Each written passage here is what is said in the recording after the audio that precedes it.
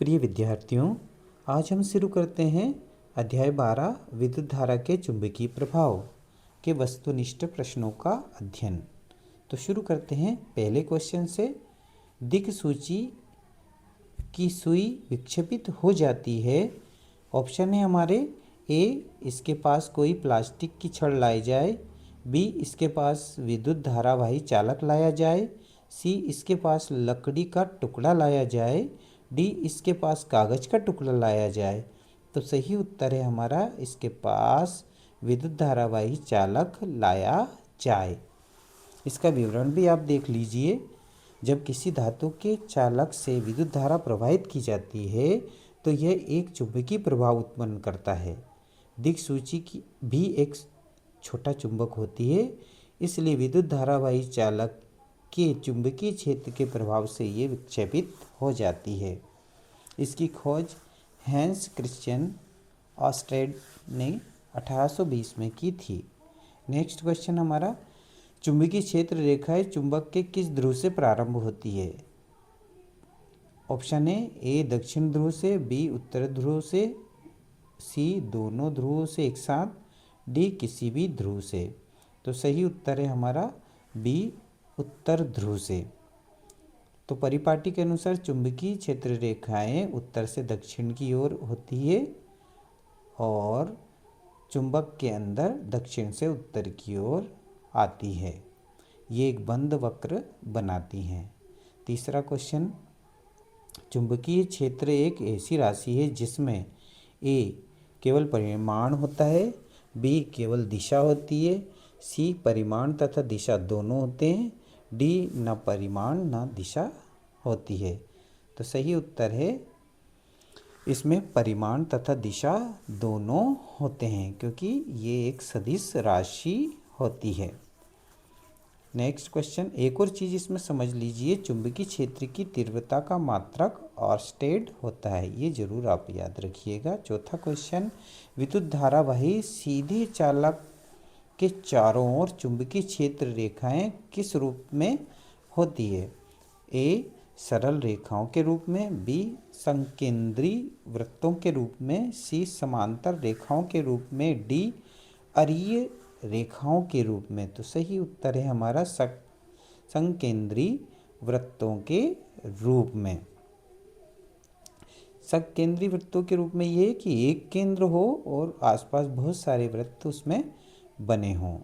पांचवा क्वेश्चन, दक्षिण हस्त अंगुष्ठ नियम का उपयोग किसे ज्ञात करने के लिए किया जाता है। ए, विद्युत धारा की दिशा, बी, चुंबकीय क्षेत्र की दिशा, सी, बल की दिशा, डी, प्रतिरोध की दिशा। तो सही उत्तर है हमारा चुंबकीय क्षेत्र की दिशा।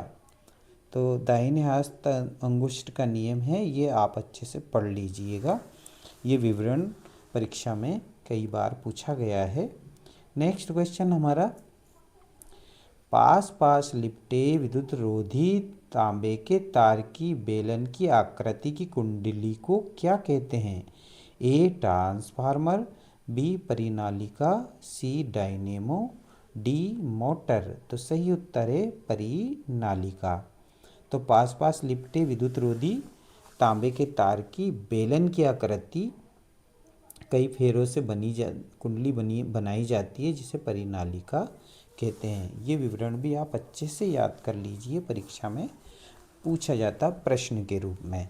सातवां क्वेश्चन, किसी विद्युत धारावाही सीधी लंबी परिनालिका के भीतर चुंबकीय क्षेत्र ए, शून्य होता है, बी, इसके सिरे की ओर जाने पर घटता है, सी, इसके सिरे की ओर जाने पर बढ़ता है, डी, सभी बिंदुओं पर समान रहता है। तो सही उत्तर है सभी बिंदुओं पर समान रहता है। नेक्स्ट क्वेश्चन हमारा, विद्युत चुंबक बनाने के लिए किस प्रकार के लोहे का उपयोग किया जाता है। ऑप्शन है हमारे ए, कठोर स्टील, बी, नर्म लोहा, सी, पीतल, डी, तांबा। तो सही उत्तर है नर्म लोहा।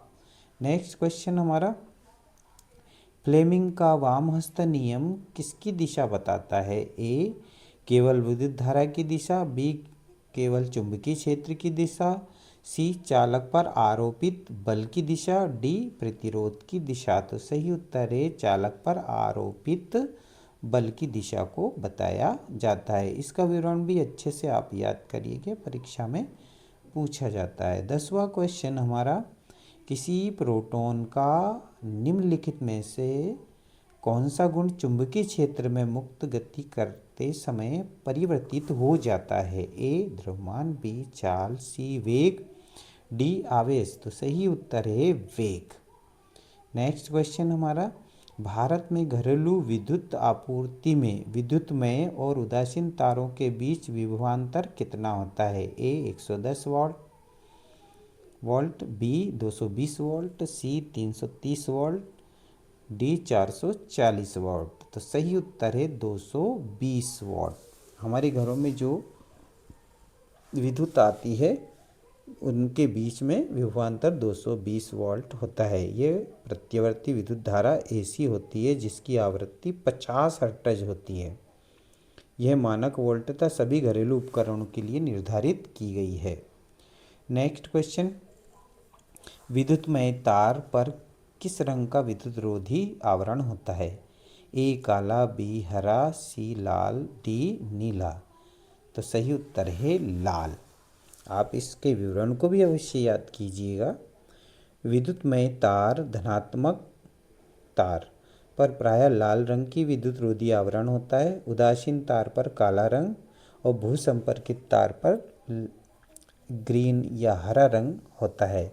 यह रंग कोडिंग सुरक्षा की दृष्टि से महत्वपूर्ण होता है ताकि विद्युत कार्य करते समय तारों की पहचान आसानी से की जा सके।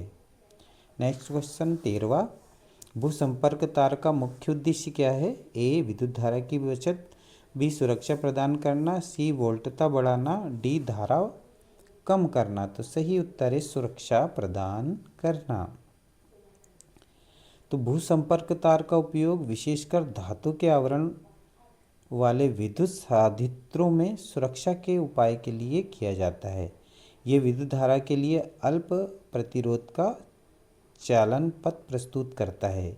इससे ये सुनिश्चित हो जाता है कि साधित्र के धात्विक आवरण में विद्युत धारा का कोई क्षरण होने पर व्यक्ति तीव्र विद्युत आघात से सुरक्षित रहे। मतलब जो लोहे या धातु के बने उपकरण होते हैं घरों में, जैसे मान लीजिए लोहे का अपन बनाते हैं कूलर, फ्रिज वगैरह जो होते हैं ना, उन्होंने करंट लगने की संभावना होती है, इसलिए उन्होंने विद्युत में या भूसंपर्क तार विशेषकर जोड़ा जाता है। नेक्स्ट क्वेश्चन, लघु पतन कब होता है? तो ऑप्शन है हमारे ए जब विद्युत धारा बहुत कम हो जाए, बी जब विद्युत में और उदासीन तार सीधे संपर्क में आ जाए, सी जब फ्यूज लग जाए, डी जब वोल्टता कम हो जाए। तो सही उत्तर है हमारा जब विद्युत में और उदासीन तार आपस में मिल जाए या संपर्क में आ जाए तब लघु पतन होता है। इसका विवरण भी आप अवश्य ही पढ़िएगा। नेक्स्ट क्वेश्चन हमारा, विद्युत फ्यूज किस सिद्धांत पर कार्य करता है? ए विद्युत धारा के चुंबकीय प्रभाव पर, बी विद्युत धारा के तापीय प्रभाव पर, सी विद्युत धारा के रासायनिक प्रभाव पर और डी विद्युत चुंबकीय प्रेरण पर। तो सही उत्तर है हमारा विद्युत धारा के तापीय प्रभाव पर। इसका डिटेल जरूर आप याद करिएगा। आपसे पूछ सकते हैं सुरक्षा फ्यूज किसे कहते हैं, तो इसमें यही प्रश्न अपन लिख सकते हैं। तो विद्युत फ्यूज के बारे में आप इसमें विवरण अवश्य पढ़िएगा। नेक्स्ट क्वेश्चन हमारा 16वां, दो चुंबकीय क्षेत्र रेखाएं एक दूसरे को प्रतिच्छेद क्यों नहीं करती? तो ये क्योंकि वे समांतर होती है, क्योंकि बी वाला है इसमें क्योंकि प्रतिच्छेद बिंदु पर दो दिशाएं होंगी जो असंभव है, सी क्योंकि वे वृत्ताकार होती है, डी क्योंकि वे बंद वक्र होती है। तो सही उत्तर है क्योंकि प्रतिच्छेद बिंदु पर दो दिशाएं होंगी जो असंभव है। इसका विवरण भी आप अवश्य पढ़ लीजिएगा।